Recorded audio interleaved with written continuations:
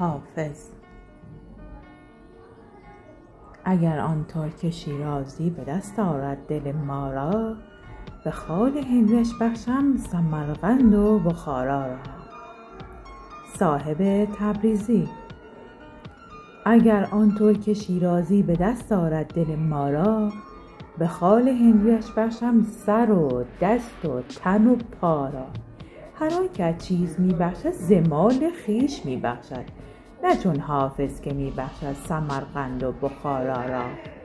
شهریار. اگر آن ترک شیرازی به دست آرد دل ما را، به خال هندویش بخشم تمام روح و اجزا را.